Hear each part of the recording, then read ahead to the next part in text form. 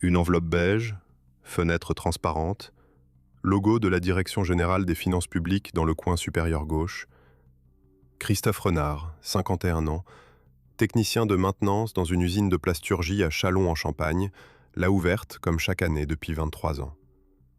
Et pour la première fois, il a dû s'asseoir. Le chiffre en bas de la première page, 2 340 € à payer. Son avis d'imposition. Une somme qu'il doit régler d'ici le 15 septembre. Lui qui gagnait 2 200 € net par mois l'année précédente, avec les heures supplémentaires, les primes, 2 400 € certains mois, venait d'apprendre qu'il était passé dans la tranche suivante. Quelques centaines d'euros de revenus supplémentaires. Et un bon fiscal qui avait absorbé plus que ce qu'il avait réellement gagné en plus.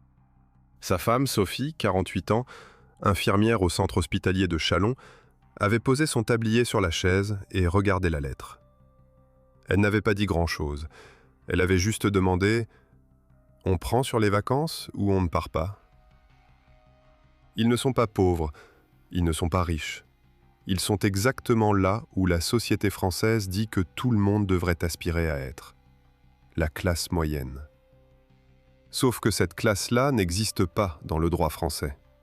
Pas un seul article du Code général des impôts, pas une ligne dans les lois de finances successives, pas une définition dans les décrets d'application. Le terme « classe moyenne » n'a aucune existence juridique en France. Retenez ce détail. Il va revenir. Ce que vous allez comprendre dans cette vidéo, c'est comment des millions de foyers français, des gens qui travaillent, qui paient leurs impôts, qui ont suivi toutes les règles, se retrouvent aujourd'hui dans une situation que leurs parents n'auraient pas reconnue comme normale. Pas en raison d'une crise exceptionnelle, pas à cause d'une pandémie ou d'une guerre, mais à cause d'un mécanisme fiscal et économique qui ronge silencieusement le pouvoir d'achat de ceux qui gagnent ce qu'on appelle normalement. À la fin de cette vidéo, vous comprendrez pourquoi votre salaire a progressé, mais votre niveau de vie a reculé.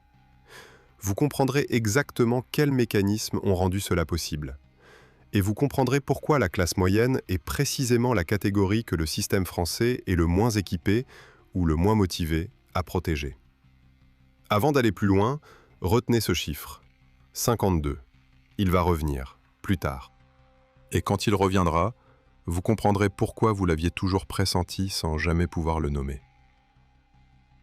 Commençons par une question que personne ne pose jamais clairement. Qui est la classe moyenne française ? La réponse officielle ? Entre 60 et 200% du revenu médian. C'est la définition de l'INSEE, inscrite dans ses rapports annuels sur les niveaux de vie. En 2023, le revenu médian net mensuel en France était d'environ 1 840 €. Ce qui signifie que la classe moyenne, au sens statistique, couvre les foyers qui gagnent entre 1 100 € et 3 680 € net par mois. Arrêtez-vous un instant sur ces chiffres. Un foyer gagnant 1 100 € net par mois est officiellement classé classe moyenne. Un foyer à 3 600 € aussi. Ces deux réalités n'ont strictement rien en commun. La première famille se demande si elle peut se payer une voiture de remplacement. La seconde hésite entre un appartement plus grand ou un premier investissement locatif. Mais sur le papier sur lequel reposent toutes les politiques sociales françaises, elles appartiennent à la même catégorie. Ce n'est pas un hasard, c'est une architecture. Et cette architecture produit des effets très précis. La classe moyenne est la catégorie qui, en France, ne touche quasiment aucune aide sociale. Trop de revenus pour le RSA, trop de revenus pour les aides au logement au-dessus d'un certain seuil, trop de revenus pour les tarifs sociaux de l'énergie dans la plupart des configurations. Mais pas assez de revenus pour absorber sans dommage les hausses de prix, les hausses d'impôts locaux, les cotisations de mutuelles et les crédits immobiliers souscrits au taux de 2022. Elle est coincée, prise en étau, trop aisée pour être aidée, pas assez aisée pour être protégée. Le sociologue Louis Chauvel, professeur à l'Université du Luxembourg, documente ce phénomène depuis le début des années 2010. Il l'appelle le déclassement. Non pas une descente brutale dans la pauvreté, mais une lente érosion, une perte de terrain continue, invisible sur un mois, irréversible sur une décennie. Ces travaux montrent que la génération née dans les années 70 et 80 est la première, depuis la libération, à vivre moins bien que ses parents au même âge. Pas beaucoup moins bien, mais moins bien. Et surtout, de façon durable. Ce n'est pas une question d'effort, ce n'est pas une question de mérite, c'est une question de mécanique. Votre génération pouvait espérer rembourser un crédit immobilier sur un seul salaire dans une ville moyenne. Celle de vos enfants a souvent besoin de 2, et ça ne suffit toujours pas dans les zones tendues. Vous vous souvenez d'une époque où finir le mois sans compter était une normalité, pas un privilège. Pour des millions de foyers français aujourd'hui, cette époque semble appartenir à un autre pays. Alors regardons la mécanique. En 20 ans, le salaire médian français a progressé. Régulièrement, lentement, mais il a progressé. Entre 2004 et 2024, il a augmenté d'environ 38% en valeur nominale, ce qui semble positif. Jusqu'à ce qu'on regarde ce qui s'est passé à côté. Sur la même période, l'inflation alimentaire cumulée dépasse 45%. Les prix de l'énergie ont doublé, parfois triplé selon les configurations. Le coût d'une complémentaire santé pour une famille de 4 personnes a progressé de 50 à 60%. Les loyers dans les villes moyennes, celles où la plupart des familles de classe moyenne vivent réellement, ont augmenté de 30 à 50% entre 2010 et 2024. Le salaire a monté d'un côté, les dépenses contraintes ont monté de l'autre. Plus vite, bien plus vite. C'est ce que les économistes appellent l'effet de ciseaux. 2 courbes qui se rapprochent. Et quand elles se croisent, quand ce qu'on gagne ne suffit plus à couvrir ce qu'on ne peut pas éviter de payer, quelque chose se passe dans la façon dont une famille perçoit sa propre vie. Un sentiment qu'on nomme difficilement. Pas la pauvreté, pas exactement, mais l'étroitesse. L'impossibilité de respirer. Prenons un exemple documenté par les études du CREDOC, le Centre de recherche pour l'étude et l'observation des conditions de vie, et corroboré par les données de l'OFCE. Un ménage de 2 personnes, 2 revenus, Clermont-Ferrand. Revenu net combiné, 3 200 €. En 2019, ce ménage avait, après déduction des dépenses fixes, loyer, assurance, abonnement, mutuelle, crédit, environ 800 € de reste à vivre mensuel. Pas de luxe, mais de la marge. Une sortie au restaurant le mois où tout allait bien, un week-end par an à la mer, une réserve pour les imprévus. En 2024, les mêmes revenus, légèrement revalorisés, disons 3 350 €, produisent un reste à vivre d'environ 420 €. Après la hausse de la mutuelle en 2022, après la hausse du loyer, après la hausse des charges d'énergie, après la hausse des courses alimentaires, après la hausse de l'assurance auto. 2 revenus stables, 2 emplois, 25 ans d'expérience professionnelle combinée, et moins de 500 € de marge en fin de mois. Si vous reconnaissez cette situation, si vous l'avez vécue ou si vous la vivez en ce moment, continuez. Parce que ce qui suit explique exactement pourquoi c'est arrivé. Et si vous voulez voir des enquêtes comme celle-ci chaque semaine, abonnez-vous. Ce que nous faisons ici, c'est nommer les mécanismes, pas les opinions, les mécanismes. Le mécanisme central s'appelle l'impôt sur le revenu. Et la façon dont il fonctionne depuis 10 ans mérite une explication que vous n'entendrez pas au journal de 20 h. Chaque année, le Parlement vote la loi de finances. À l'intérieur de ce texte, un article fixe les tranches d'imposition et les revalorise en fonction de l'inflation. C'est ce qu'on appelle l'indexation des tranches. Une mesure qui devrait, en théorie, protéger les contribuables de la dérive fiscale, le phénomène par lequel une augmentation de salaire purement nominale, c'est-à-dire qui compense l'inflation sans améliorer le pouvoir d'achat, fait basculer le contribuable dans une tranche supérieure. C'est ce qui est arrivé à Christophe. En 2022 et 2023, son employeur lui a accordé 2 augmentations. Ensemble, elles représentaient environ 4%. L'inflation officielle de l'INSEE sur la même période était de 5,2%, puis de 4,9%. En termes réels, Christophe avait perdu du pouvoir d'achat. Mais en termes nominaux, en chiffres bruts, son revenu avait augmenté. Et il a franchi le seuil de la tranche à 30% de l'impôt sur le revenu. Comment est-ce possible si les tranches sont censées être indexées sur l'inflation? Parce que l'indexation est calculée sur l'inflation globale de l'année précédente.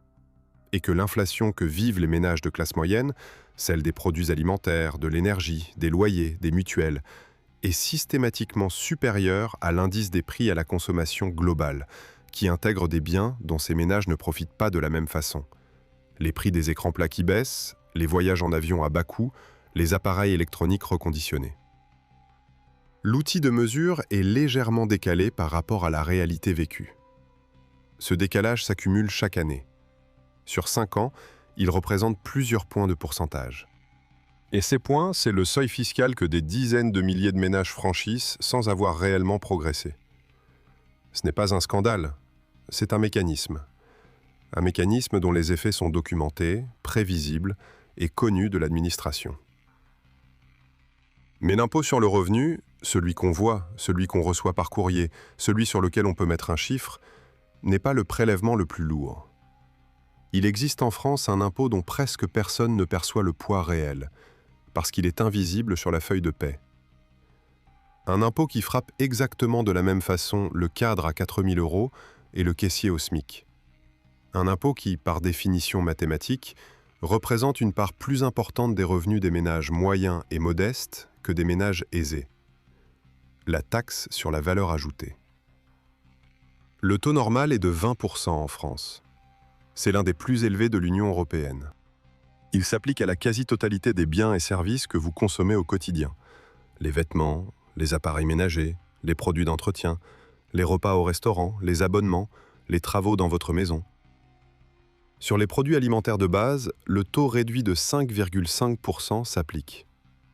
Mais seulement sur certains d'entre eux, selon une liste qui fait l'objet de décisions parfois difficiles à comprendre. Les biscuits industriels sont à 5,5%. Certains snacks sont à 20%. Le chocolat à 5,5%. La margarine à 20%. La question de savoir pourquoi tel produit se trouve dans telle catégorie est une aventure en soi, et une industrie entière de lobbyistes y consacre des années de travail. Mais laissons de côté les anomalies de classification. Ce qui compte, c'est ce que représente la TVA dans le budget d'un ménage. Un ménage qui gagne 1 500 € par mois dépense en proportion bien plus de son revenu en consommation courante, alimentation, habillement, transport, loisirs de base, qu'un ménage qui gagne 5 000 €. Le ménage à 5 000 € épargne une partie significative. Il achète des actions, des obligations, des parts de fonds communs de placement. Ces produits financiers ne sont pas soumis à la taxe sur la valeur ajoutée. Résultat, selon les calculs de l'OFCE, la TVA représente une charge fiscale effective de 7 à 10% des revenus bruts pour les ménages du bas de la distribution. Elle tombe entre 3 et 5% pour les ménages du haut. C'est la définition d'un impôt régressif. Il prend davantage, en proportion, à ceux qui ont moins. L'État perçoit chaque année plus de 200 milliards d'euros de TVA. C'est la principale source de recettes fiscales de la France, devant l'impôt sur le revenu, devant l'impôt sur les sociétés. Et la classe moyenne en assume une part structurellement disproportionnée. Ces données sont disponibles. La Direction générale du Trésor les calcule. Les économistes de l'OFCE les documentent. Aucune réforme structurelle de la TVA n'a été engagée en France depuis plus de 20 ans. Revenons à Châlons-en-Champagne. Septembre 2023. Christophe rentre du travail. Il pose son casque de protection sur le plan de travail de la cuisine. Il y a une lettre sur la table. Cette fois, ce n'est pas l'avis d'imposition, ça c'était août. C'est la facture de la taxe foncière. Ils sont propriétaires depuis 16 ans. Ils remboursent un crédit immobilier sur une maison de 105 mètres carrés en périphérie de Châlons. Une décision sensée, prise à l'époque où les taux étaient bas et où acheter semblait la voie raisonnable vers la stabilité. Et pendant 16 ans, ça l'avait été. La taxe foncière en 2019, 1 160 €. En 2023, 1 640 €. Une hausse de 41% en 4 ans. Comment ? En France, la taxe foncière est calculée à partir de la valeur locative cadastrale du bien, une valeur théorique révisée par l'État, censée refléter ce que le bien pourrait générer s'il était loué. Et chaque année, les communes fixent librement leur taux d'imposition, sans plafond national. En 2023, face à leur propre déficit budgétaire, de nombreuses communes ont augmenté leur taux de façon significative. Paris a voté une hausse de 52%, Bordeaux de 34%, Grenoble de 25%. Châlons-en-Champagne, comme des dizaines de villes de taille comparable, a voté une hausse de 18,4%. 18,4. Retenez ce chiffre, il va revenir.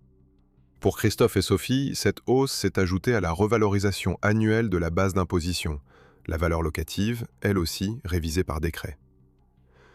En 2023, la revalorisation des bases était de 7,1%, alignée sur l'inflation de l'année précédente.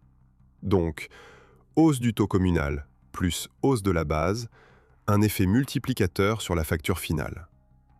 Ils ne peuvent pas contester. La délibération du conseil municipal est parfaitement légale. Il n'existe en France aucun mécanisme national de plafonnement de la taxe foncière pour les propriétaires occupants. Le gouvernement a communiqué sur la suppression de la taxe d'habitation comme d'un allègement historique pour les classes moyennes. Dans le même temps, aucune mesure nationale n'encadrait les hausses de taxes foncières qui, dans de nombreuses communes, ont largement compensé, voire dépassé, l'allègement accordé. Dans le communiqué officiel du ministère, on pouvait lire à l'époque « La suppression de la taxe d'habitation représente une économie de moyenne de 560 € par foyer. » 3 ans plus tard, la taxe foncière de nombreux propriétaires avait augmenté du même montant ou davantage. Le communiqué n'a pas été mis à jour. Il faut maintenant parler d'un autre prélèvement, celui dont personne ne parle parce qu'il n'apparaît pas sur votre avis d'imposition, parce qu'il est prélevé avant même que votre salaire arrive sur votre compte. Les cotisations sociales salariales. En France, quand un employeur vous verse un salaire, il existe 2 niveaux, le salaire brut et le salaire net. La différence, c'est l'ensemble des cotisations prélevées à la source, assurance maladie, retraite, assurance chômage, contribution sociale généralisée, contribution au remboursement de la dette sociale. Pour un salarié du secteur privé recevant environ 2 200 € net, le salaire brut correspondant est d'environ 2 900 €. Les 700 € de différence partent directement en cotisation. C'est un prélèvement obligatoire, invisible sur le compte bancaire, mais bien réel. Ce n'est pas illégitime en soi. Ces cotisations financent la retraite, l'assurance maladie, les indemnités chômage. C'est le cœur du modèle social français. Mais ce qu'il faut comprendre, c'est que pour les revenus du capital, les dividendes, les plus-values boursières, le régime est fondamentalement différent. Depuis la loi de finances 2018, article 28, le prélèvement forfaitaire unique, ce qu'on appelle communément la flat tax, s'applique aux revenus du capital à un taux de 30%. Tout compris. Prélèvements sociaux inclus. Pas de cotisation retraite supplémentaire, pas de cotisation chômage, pas de progression selon le niveau de revenu. 30% forfaitaire pour les revenus du capital. Jusqu'à 45% de taux marginal pour les revenus du travail, auxquels s'ajoutent les cotisations salariales. 2 systèmes d'imposition. 2 logiques. Une pour ceux qui travaillent, une pour ceux qui possèdent. Le Conseil d'analyse économique, un organisme rattaché à Matignon, donc pas une source à la marge du débat politique, a publié en juillet 2022 une note dont voici la conclusion sans interprétation de ma part.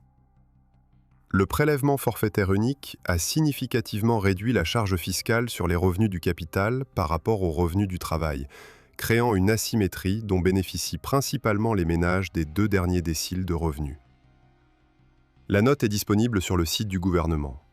Elle n'a pas donné lieu à un débat à l'Assemblée nationale, elle n'a pas été citée lors des questions au gouvernement. Elle existe, et elle dit ce qu'elle dit. C'est ici que nous devons nous arrêter un instant. Voici ce que vous venez de comprendre. Votre salaire est soumis à des cotisations sociales avant même d'arriver sur votre compte.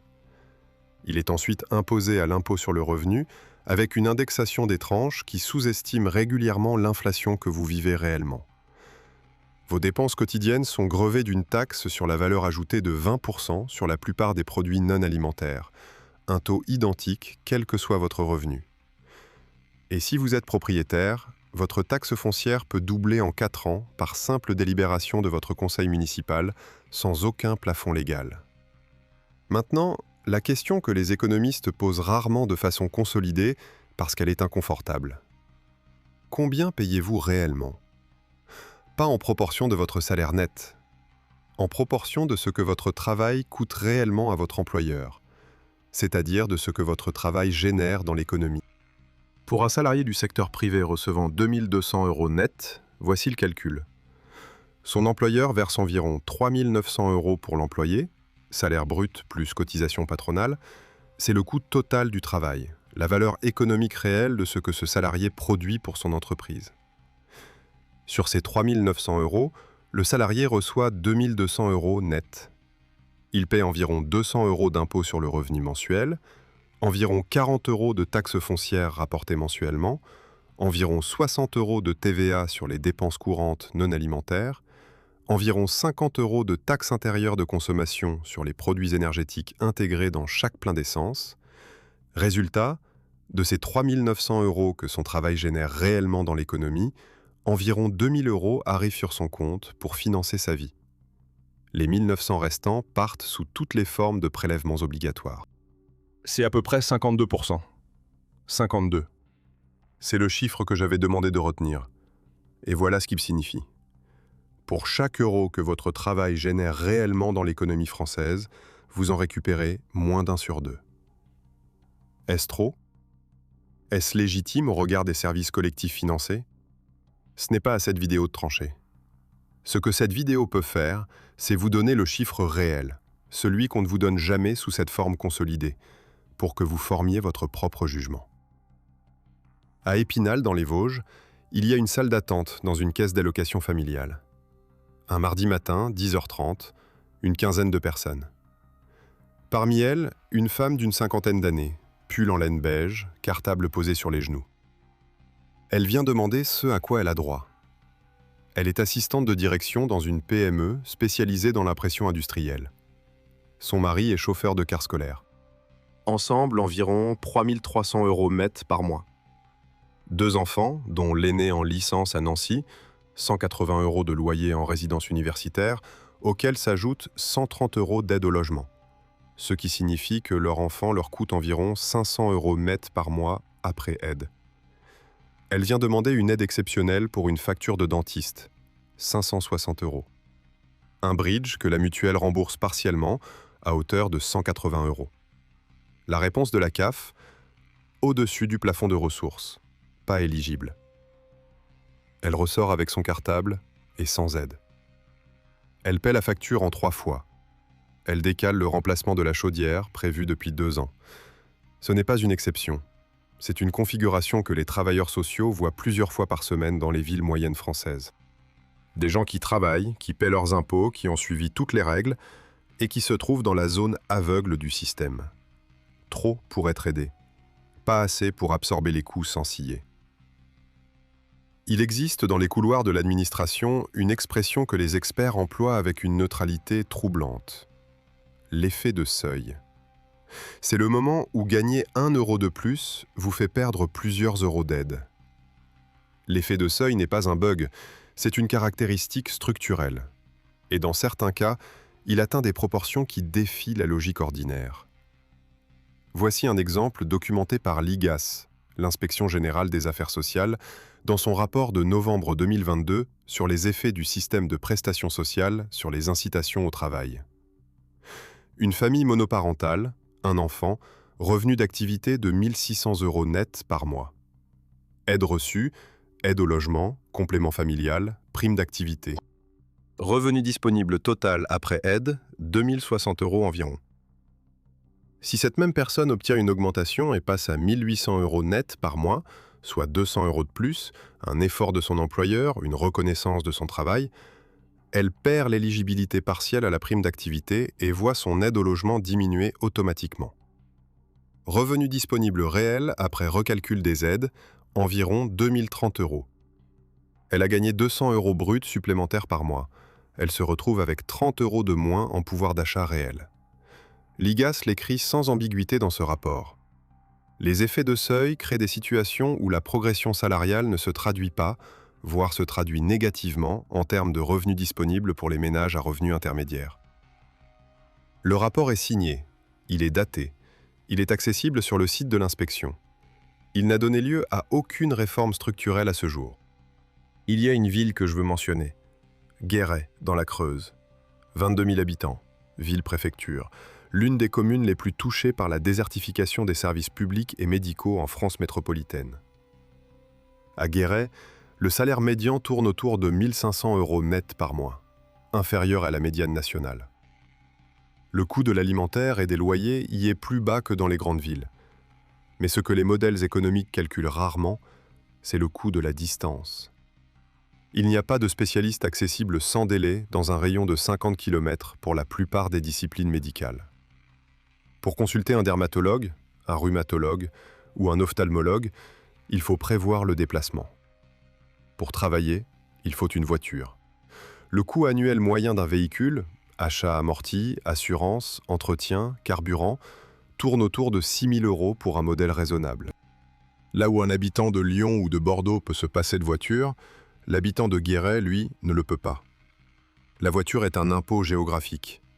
Un impôt qui n'apparaît dans aucune statistique fiscale, mais qui pèse chaque mois. Un infirmier libéral à Guéret, qui gagne 1 800 € net, paie un loyer de 550 €, entretient une voiture indispensable à 500 € par mois et une mutuelle à 60 €. Il lui reste, avant de manger, environ 690 €. Et il appartient statistiquement à la classe moyenne française. Cette réalité, la France des villes moyennes et petites, la France où l'éloignement des services est une charge budgétaire permanente et invisible, est quasi absente du débat fiscal national. Les réformes fiscales sont conçues et évaluées principalement à partir de données agrégées nationales. Elles ne distinguent pas le cadre parisien à 2 500 € qui marche au bureau du technicien creusois à 1 800 € qui fait 40 minutes de route pour aller au supermarché le plus proche. Retour à Châlons-en-Champagne. Novembre 2023. Sophie et Christophe ont fait les comptes de l'année. Pas un bilan comptable sophistiqué, juste ce qui entre, ce qui sort. La différence. En 2019, ils mettaient de côté environ 350 € par mois. Pas systématiquement, il y avait les mois avec des réparations imprévues, les vacances, mais en moyenne. Une réserve qui existait, une marge. En 2023, ils épargnent 0. Certains mois, ils puisent dans les économies accumulées. Pas pour des dépenses extravagantes, pour l'huile de chauffage dont le prix a bondi de 37% entre 2021 et 2023, pour les pneus de la voiture. Pour les frais de cantine du lycée, oui, même ça a augmenté parce que la commune a revu sa grille tarifaire en 2022, leur fille aînée, 22 ans, fait une licence professionnelle à Reims. Elle ne peut pas revenir vivre chez eux, il n'y a pas de chambre supplémentaire. Mais elle ne peut pas non plus se loger seule sans aide au logement. Et les logements à Reims, même en résidence universitaire, coûtent entre 500 et 700 € par mois. Elle a trouvé une colocation à 4, 240 € par personne. Elle cumule l'alternance avec un travail le week-end. Sophie transfère 100 € par mois, pas plus. Il n'y a pas plus. Sophie parle de tout ça calmement, comme quelqu'un qui a intégré la situation et n'attend plus qu'elle change d'elle-même. On ne se plaint pas, on sait qu'on a de la chance par rapport à beaucoup. Mais cette chance, elle rétrécit. L'épuisement dans sa voix est impossible à ignorer. Ce n'est pas de la résignation, c'est quelque chose de plus précis. Le sentiment d'avoir fait tout ce qu'il fallait faire et de regarder le résultat se dégrader quand même. Les données les plus récentes de l'INSEE vont dans le même sens. La part des ménages appartenant au 4e et 5e décile de revenus, le cœur de ce qu'on appelle la classe moyenne, qui déclarent avoir renoncé à des soins médicaux pour des raisons financières, est passée de 11% en 2019 à 19% en 2023. Presque 1 sur 5. Parmi des gens qui ont un emploi stable, quand le loyer augmente, il reste moins pour les courses. Quand les courses coûtent plus cher, la dette de la carte bancaire grossit. Quand la dette grossit, l'épargne disparaît. Et quand l'épargne disparaît, une seule facture suffit.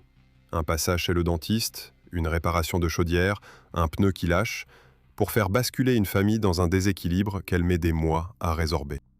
Ce n'est pas de la théorie. C'est le quotidien de millions de foyers en France, en ce moment même. Il existe un rapport, publié en octobre 2022 par la Cour des comptes, 160 pages sur l'évolution du niveau de vie des ménages entre 2010 et 2022. Page 47, il y a une phrase. une seule phrase qui change la façon de lire tout ce qui précède dans cette vidéo et tout ce qui va suivre dans la seconde partie. Je vous donne cette phrase dans la prochaine vidéo, parce qu'elle ne prend son sens complet qu'après avoir compris les mécanismes que nous allons examiner ensuite. Mais retenez, elle existe. Elle est dans un document public, signé, accessible. Et elle n'a été citée dans aucun débat parlementaire au cours des 2 années qui ont suivi sa publication.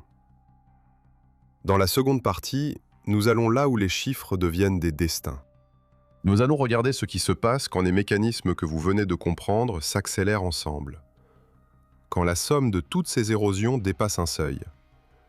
Nous allons examiner qui a intérêt à ce que la classe moyenne reste indéfinie dans le droit français, et ce que cette absence de définition permet, concrètement, à ceux qui la maintiennent. Nous allons aussi regarder au-delà des frontières, ce que font l'Allemagne, la Belgique et d'autres pays francophones pour protéger leur classe moyenne, et ce que ces comparaisons révèlent sur les choix que la France a faits, et ceux qu'elle a délibérément évités. Et puis il y a ce chiffre, 18,4. La hausse de taxes foncières votée à Châlons en 2023. Je vous avais demandé de le retenir. Dans la seconde partie, vous comprendrez pourquoi ce même chiffre, ce même mécanisme, se retrouve dans une décision prise 4 ans plus tôt, à un autre niveau, dans un autre contexte. Et ce que cette répétition signifie vraiment. Sophie et Christophe ont pris leur décision pour les vacances de Noël 2023. Ils ne partent pas. Ce n'est pas une catastrophe, ils le disent eux-mêmes, mais c'est la 2e année consécutive. Et dans ce petit détail, cette réduction annuelle du possible, ce rétrécissement silencieux de ce qu'on peut encore se permettre, se loge peut-être mieux que dans n'importe quel graphique ce que signifie réellement l'érosion de la classe moyenne française. Pas un effondrement, une disparition lente du possible, une frontière qui se déplace imperceptiblement chaque année dans la même direction. Il y a une date que Christophe Renard n'oubliera pas, le 17 mars 2024.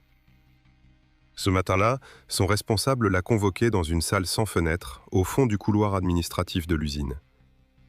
20 minutes plus tard, Christophe avait appris que le site allait réduire ses effectifs de 14%. Il faisait partie du plan. Un plan de sauvegarde de l'emploi. La formule légale pour dire « votre poste n'existe plus ». Ils n'étaient pas seuls. Ils étaient 11 dans l'atelier de maintenance. 6 recevraient une lettre dans les semaines suivantes. Dans cette salle sans fenêtre, on lui a remis une feuille. Son indemnité légale de licenciement, 2 mois de salaire. Son allocation chômage estimée, calculée par France Travail, 1 460 € net par mois. Pendant 18 mois, si aucun emploi n'était retrouvé avant. Ce n'est pas une anecdote. C'est le moment où tout ce que nous avons vu dans la première partie de cette enquête devient concret, irréversible et humainement pesant. Parce que Christophe Renard n'est pas un cas pathologique. Il n'a pas mal géré sa carrière, il n'a pas pris de mauvaises décisions financières, il a fait ce qu'on lui avait dit de faire. Il a travaillé 23 ans dans la même entreprise, il a acheté une maison, il a économisé quand il pouvait, et le jour où le mécanisme se retourne contre lui, voilà ce qu'il reste. Dans cette seconde partie, nous allons regarder ce que deviennent des familles comme la sienne quand la fragilité devient chute. Nous allons nommer ceux qui profitent structurellement de l'érosion de la classe moyenne, pas des théories, des mécanismes documentés. Nous allons revenir sur la phrase de la Cour des comptes, page 47, et nous allons regarder ce que font d'autres pays pour protéger ce que la France laisse s'effriter. Commençons par ce que le cas Christophe révèle sur la fragilité réelle des classes moyennes françaises. 1 460 € par mois. C'est son allocation chômage pendant 18 mois. En parallèle, les charges fixes de son foyer s'élèvent à 2 380 € mensuels. Crédit immobilier, assurance, mutuelle, énergie, téléphone, abonnement incompressible. La différence, presque 1 000 € par mois, doit sortir des économies. Et les économies, après une décennie d'érosion silencieuse que nous avons documentée dans la première partie, représentent environ 18 000 €. Le produit de 15 ans de petites mises de côté, progressivement grignotées par les crises de carburant, les travaux, les imprévus. 18 mois d'allocation à ce niveau, avec ce déficit mensuel, Les économies s'épuisent exactement en 18 mois, soit le jour même où l'allocation chômage s'arrête. Ce scénario n'est pas catastrophiste, il est mathématique, et il s'applique à des dizaines de milliers de foyers chaque année. Ce qui rend la situation de Christophe particulièrement représentative, c'est sa position précise dans la distribution des revenus. Un salarié au SMIC perdant son emploi entre immédiatement dans un périmètre d'aide sociale beaucoup plus dense. RSA potentiel, tarifs réduits sur de nombreux services, aide à la reprise d'emploi. Un cadre à 5 000 € a une capacité d'épargne qui crée une réserve réelle. Christophe, lui, est exactement au milieu.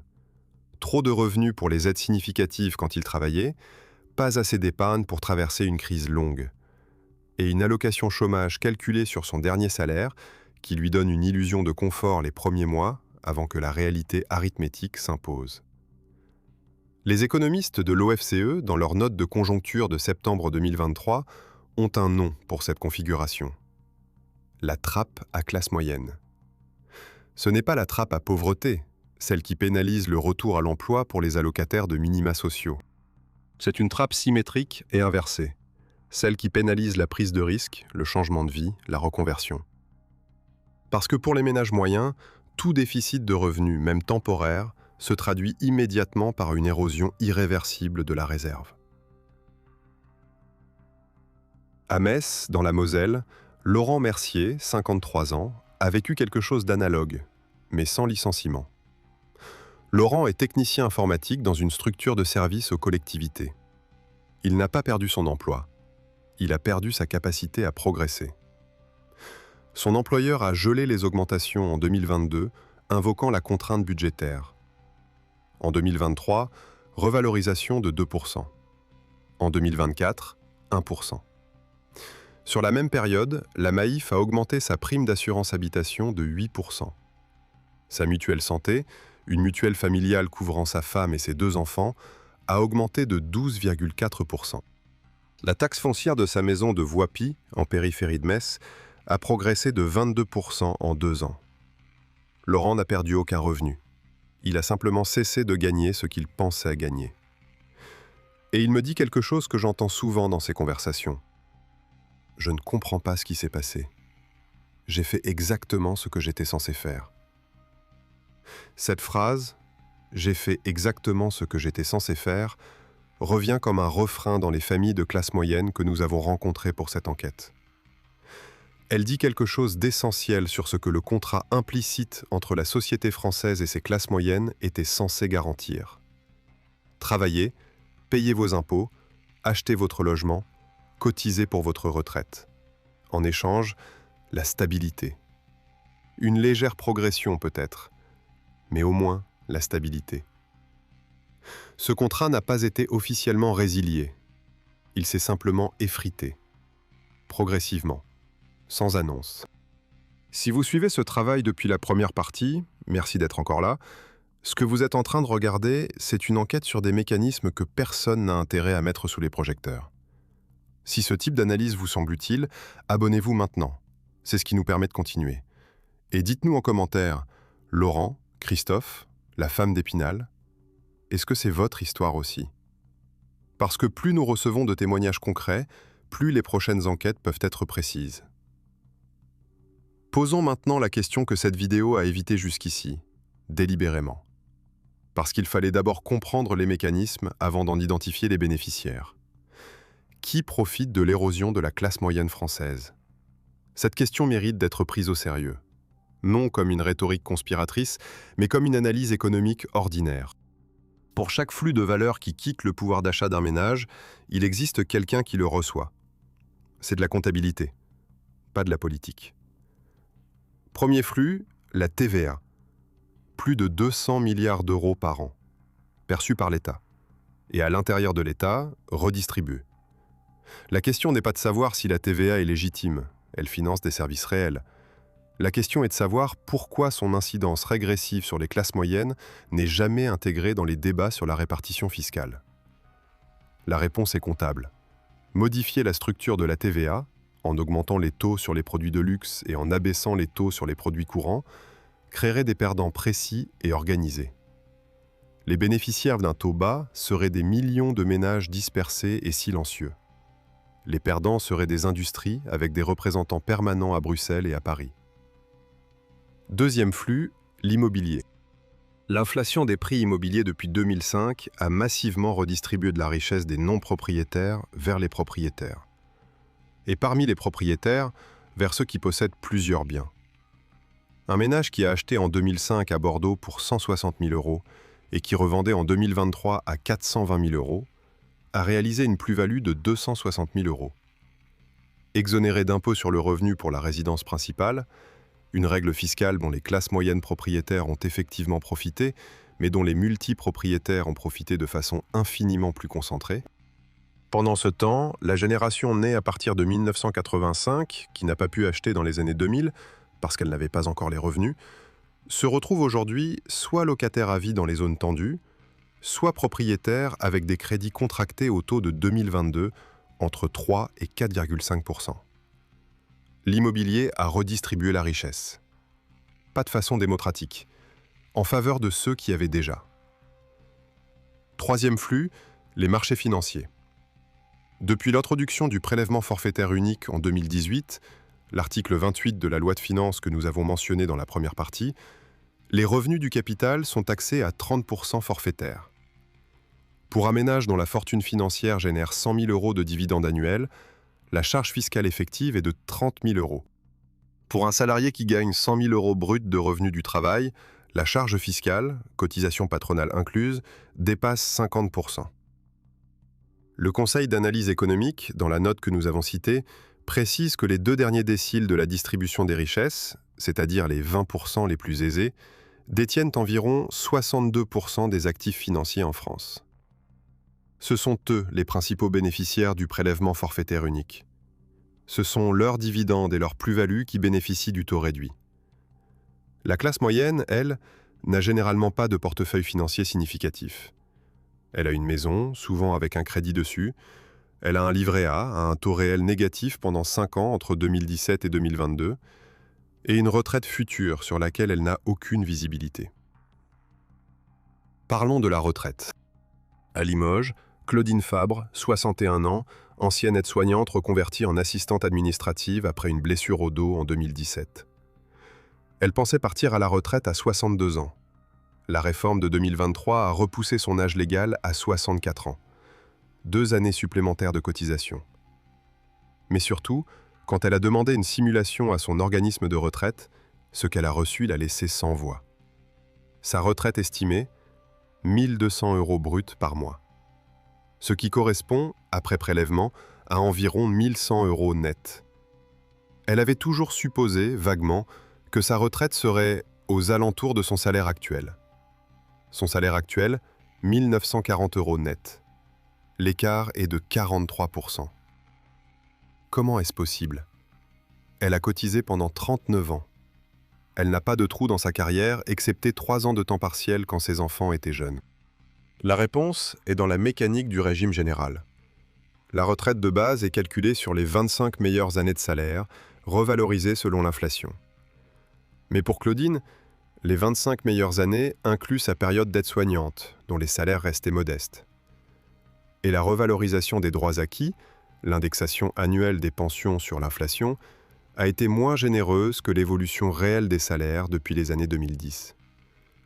En clair, les droits qu'elle avait accumulés dans les années 2000 ont été légèrement érodés chaque année par une revalorisation inférieure à la progression des salaires réels.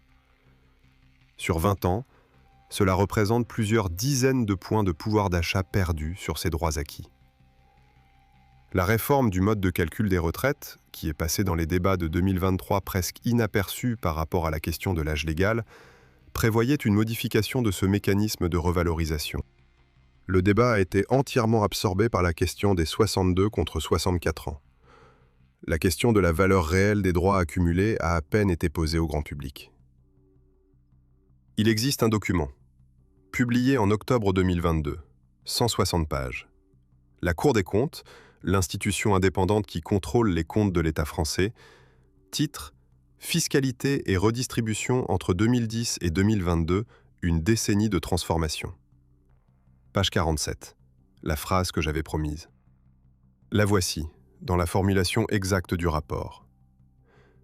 Les ménages des quintiles intermédiaires, deuxième, troisième et quatrième, supportent une charge fiscale globale, intégrant l'ensemble des prélèvements obligatoires directs et indirects, proportionnellement supérieure à celle des ménages du dernier quintile, dès lors qu'est prise en compte l'incidence de la taxe sur la valeur ajoutée et de la fiscalité sur les carburants. Laissez-moi traduire cette phrase administrative.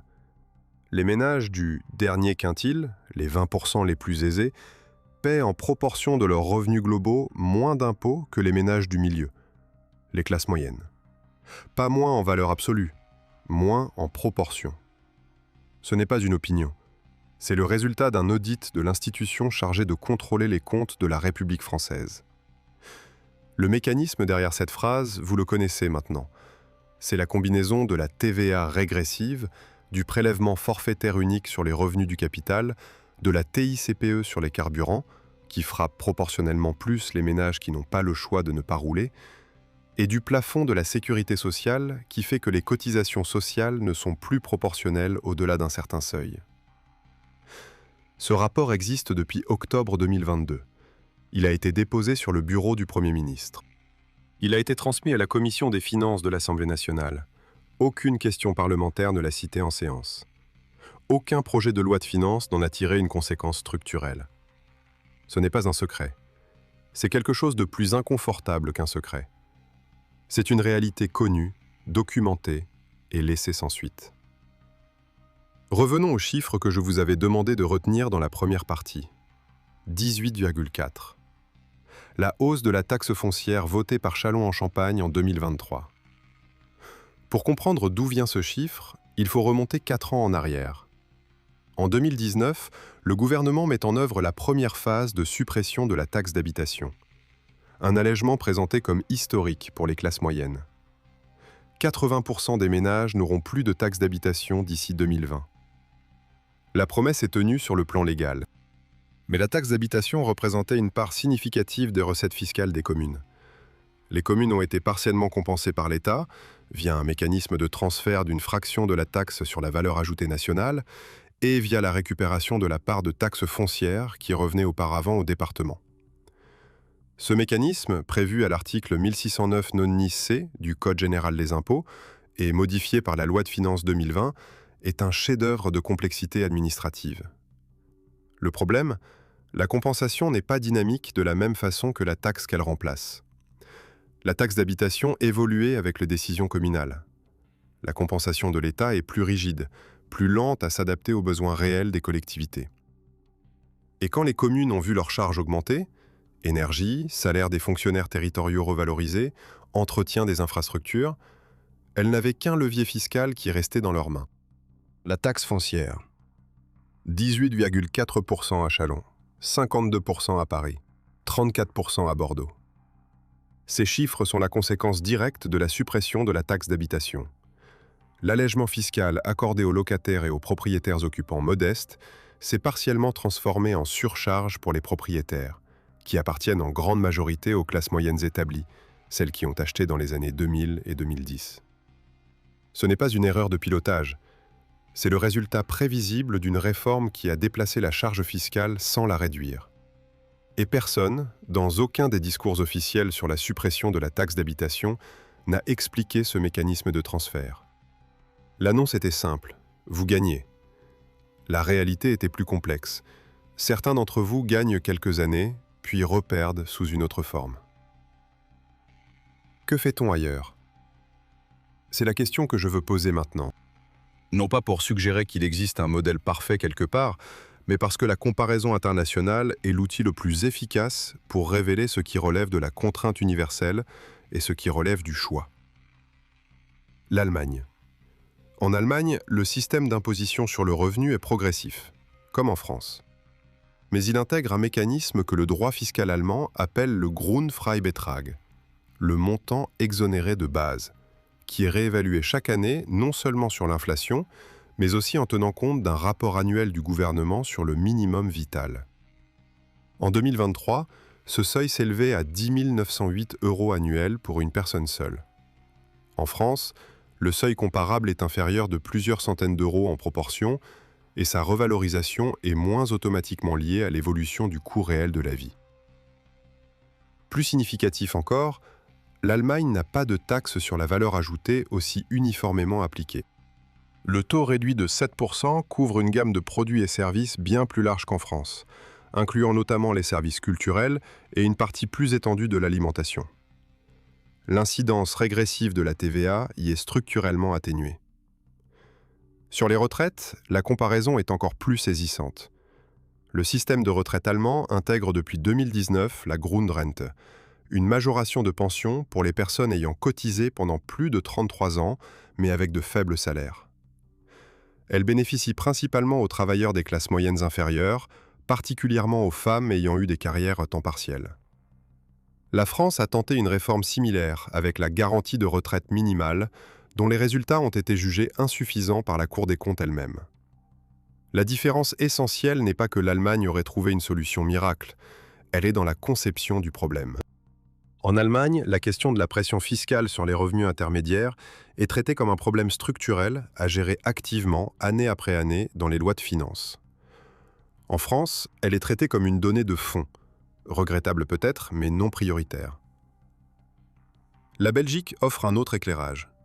Le système fiscal belge est parmi les plus lourds de l'Union européenne, comparable à la France.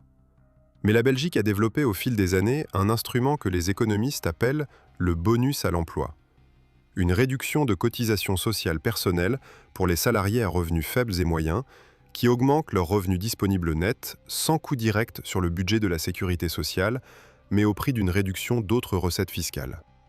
Ce dispositif, introduit progressivement depuis les années 2000, a pour effet de réduire l'effet de seuil que nous avons décrit, le moment où une augmentation de salaire ne se traduit pas en gain de pouvoir d'achat.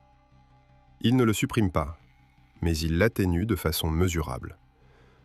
La France a des dispositifs analogues, la prime d'activité, les exonérations de cotisations sur les bas salaires, mais leur architecture crée précisément les effets de seuil documentés par l'IGAS que nous avons décrits dans la première partie.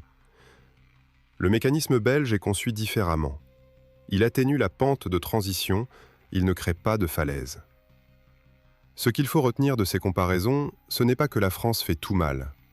C'est qu'il existe des choix techniques, des configurations différentes qui produisent des résultats mesurables sur le niveau de vie des classes moyennes. Ces configurations sont connues, elles sont documentées. Et les raisons pour lesquelles elles ne sont pas adoptées en France sont elles aussi documentables, dans les archives des commissions de finances, dans les groupes de lobbying, dans la structure des partis politiques dont les bases électorales ne se recoupent pas exactement avec les classes moyennes intermédiaires. Il est temps de revenir à la question de fond. Pourquoi la classe moyenne est-elle indéfinie dans le droit français ? J'ai mentionné ce fait au début de la première partie, et j'avais promis d'y revenir. Voici la réponse. En droit, définir une catégorie, c'est lui conférer des droits, ou l'assujettir à des obligations spécifiques. Si la loi française reconnaissait officiellement une classe moyenne, avec des critères précis, cela créerait immédiatement une base juridique pour des protections spécifiques. Un plafonnement de la pression fiscale globale, un droit à certaines aides en cas de choc économique, une prise en compte différenciée dans les réformes fiscales. Aucun gouvernement depuis 40 ans n'a eu intérêt à créer cette base juridique. Pas parce que les gouvernements successifs auraient voulu nuire aux classes moyennes, mais parce que les définir créerait des contraintes. Des contraintes sur les lois de finances, des contraintes sur les réformes fiscales, des contraintes que les arbitrages budgétaires auraient dû respecter. L'absence de définition légale est une forme de liberté administrative. Une liberté de prendre des décisions fiscales sans avoir à justifier leur impact sur une catégorie protégée. Ce n'est pas une thèse, c'est ce que plusieurs hauts fonctionnaires de la direction du budget ont expliqué, de façon non attribuée, dans différents travaux académiques sur la politique fiscale française des 30 dernières années. L'absence de définition n'est pas un oubli, c'est un choix de conception. Mais il serait inexact de terminer cette analyse en désignant un coupable et en laissant les millions de ménages concernés sans perspective. Voici ce qui se passe réellement quand une famille comme celle de Christophe et Sophie comprend ce que nous venons de décrire. Sophie a 68 jours de congé accumulés. Elle envisage de les prendre en partie pour accompagner la reconversion de Christophe. Pas parce qu'il le faudrait légalement, mais parce que 2 mois de présence et de soutien économisent parfois plusieurs mois de dérive. Elle a fait le calcul. Christophe, lui, a passé 3 semaines à cartographier le marché du travail dans la région de Châlons. Il a identifié 2 entreprises de maintenance industrielle dans la Marne et la Haute-Marne qui recrutent. Il a contacté un organisme de formation pour une validation des acquis de l'expérience qui lui permettrait d'obtenir un diplôme de technicien supérieur en maintenance industrielle, un diplôme qu'il n'avait jamais eu le temps de passer pendant 23 ans de carrière. Durée estimée, 4 mois. Financement, compte personnel de formation. Ce n'est pas une success story, la situation reste difficile, l'incertitude reste réelle. Mais dans cette façon de faire face, méthodique, sans illusion mais sans abandon, il y a quelque chose qui dit beaucoup sur la résistance des familles de classe moyenne française. Elles ne sont pas passives, elles ne sont pas victimes au sens qui les déresponsabiliserait. Elles sont simplement confrontées à des mécanismes que personne ne leur a jamais expliqués et contre lesquels elles ne peuvent pas se défendre si elles ne savent pas qu'ils existent. Avant de conclure, il faut parler d'argent, le vrai. Pas l'argent des statistiques, celui des décisions quotidiennes. Dans une étude publiée en janvier 2024, le CREDOC, Centre de recherche pour l'étude et l'observation des conditions de vie, a suivi pendant 18 mois un panel de 160 familles des 4e et 5e déciles de revenus en Normandie et dans les Hauts-de-France. Ce qu'ils ont observé dépasse les simples statistiques agrégées. 42% de ces familles ont reporté au moins un soin médical non urgent, généralement dentaire ou ophtalmologique, pour des raisons financières pendant la période. Non pas parce qu'elles n'avaient pas de mutuelle, parce que le reste à charge après remboursement de la mutuelle représentait une somme qu'elles ne pouvaient pas mobiliser sans amputer d'autres postes. 61% ont réduit leur budget alimentaire, généralement en substituant des marques de distributeurs aux marques nationales, en réduisant la fréquence des achats de viande, en abandonnant le bio qu'elles avaient adopté entre 2015 et 2019. Ce mouvement de recul, du bio vers le conventionnel, des marques vers le premier prix, est documenté par tous les panels de grande consommation depuis 2022. Il n'est pas anecdotique. Il représente un changement structurel dans les comportements d'une classe moyenne qui avait progressivement modifié ses habitudes de consommation dans le sens d'une meilleure qualité et qui est contrainte d'y renoncer. 29% ont utilisé tout ou partie de leur livret A pendant la période de l'étude, pour des dépenses courantes. C'est-à-dire qu'elles ont utilisé leur épargne de précaution, conçue pour les accidents de vie, pour absorber l'écart entre leurs revenus et leurs dépenses courantes. Ce dernier chiffre est le plus inquiétant, parce qu'il signifie que pour une famille sur 3 dans ce segment, la phase suivante, celle où la perte d'emploi, la maladie, un divorce interviennent sans qu'il reste de coussin, n'est plus une éventualité lointaine. Elle est à portée d'un seul événement. Il existe une dernière chose à dire. Pas une conclusion morale, une observation factuelle. Dans tous les pays où la classe moyenne s'est durablement renforcée au cours des 50 dernières années, plusieurs conditions communes étaient réunies. Une définition claire dans les politiques publiques de qui constitue cette classe et de ceux qui doit être protégés.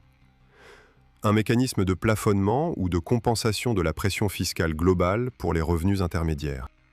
Et une articulation entre le système de retraite, le système de santé et le marché du logement qui garantissent que les droits accumulés par une vie de travail se traduisent en sécurité réelle au moment où le travail s'arrête. En France, ces 3 conditions sont partiellement ou inégalement remplies. La définition est absente, le plafonnement global de la pression fiscale, le bouclier fiscal de 2007, abandonné en 2012, n'existe plus, et l'articulation retraite-santé-logement est de plus en plus contrainte par des mécanismes qui ont été conçus à une époque où les prix de l'immobilier, les taux d'intérêt et l'espérance de vie avaient des valeurs très différentes. Ceci n'est pas irréversible, c'est important de le dire.